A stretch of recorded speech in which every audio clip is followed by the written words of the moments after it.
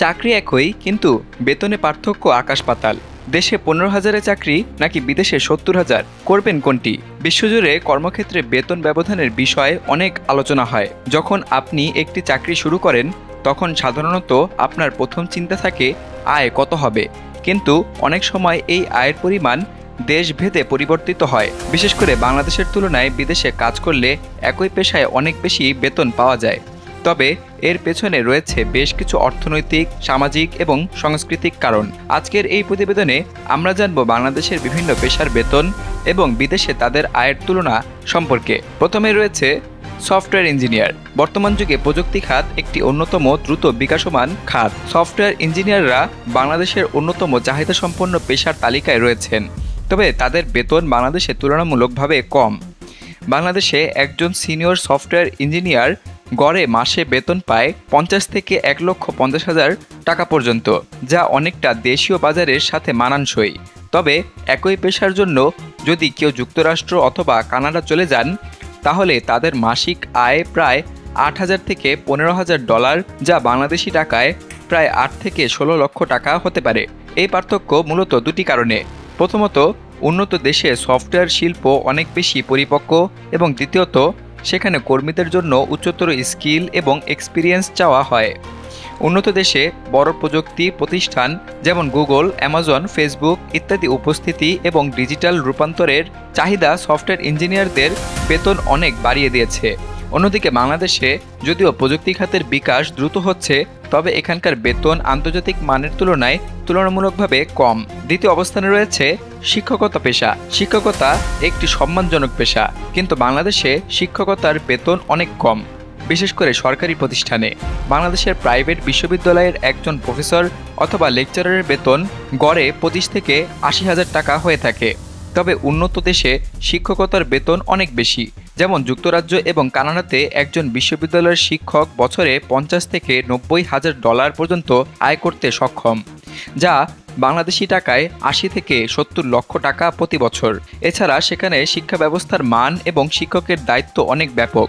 শিক্ষকতার জন্য উন্নত প্রশিক্ষণ, গবেষণা এবং গবেষণাগুলি উচ্চতর মানের হওয়া বেতনের থেকেও বেশি। এছাড়া শিক্ষা খাতের প্রতি সরকারের আর্থিক সহায়তা এবং গুরুত্ব আরও অনেক বেশি, যার ফলে শিক্ষকরা তাদের কাজের জন্য আরও ভালো পারিশ্রমিক পান। তৃতীয় অবস্থানে রয়েছে ডাক্তার।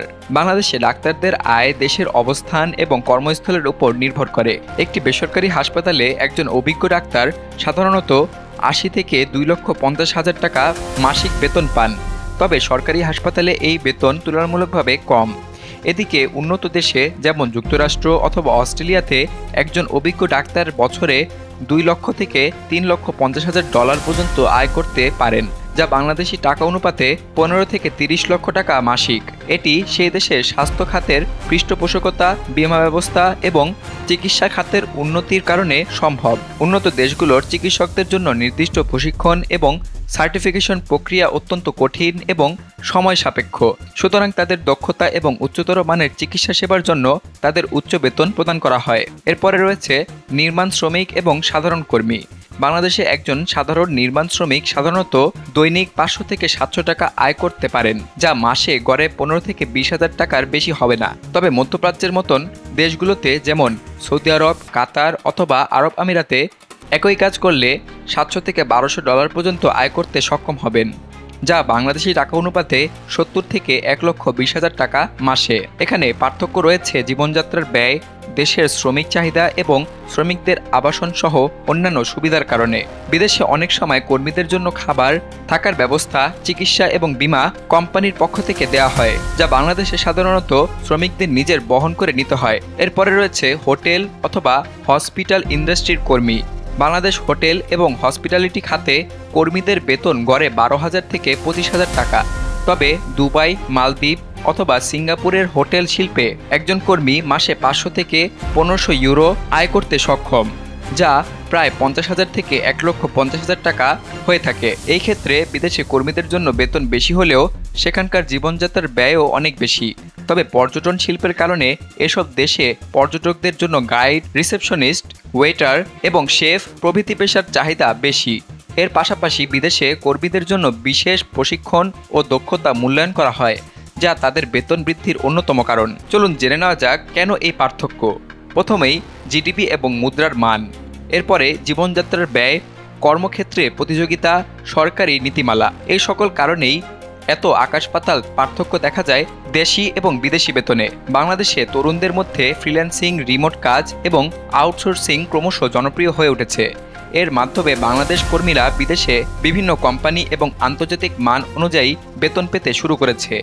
এটি বাংলাদেশের ভবিষ্যতের জন্য একটি নতুন দিগন্ত উন্মোচন করতে সক্ষম হবে বলে মনে করছেন বিশ্লেষকরা, যেখানে স্থানীয় কর্মীরা বিদেশি মুদ্রায় আয় করতে সক্ষম হবেন।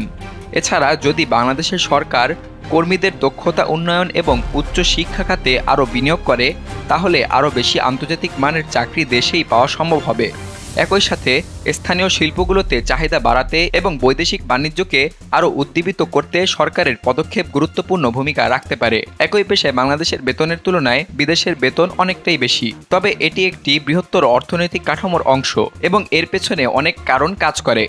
তবে বাংলাদেশের কর্মীরা যদি আন্তর্জাতিক মানের দক্ষতা অর্জন করেন, তাহলে তারা দেশে থাকতে অথবা বিদেশে গিয়ে ভালো বেতন অর্জন করতে সক্ষম হবেন। কর্মস্থান এবং দেশের অর্থনৈতিক উন্নতির ক্ষেত্রে এ ধরনের উদ্যোগ ভবিষ্যতে বাংলাদেশের উন্নয়নে সহায়ক হতে পারে।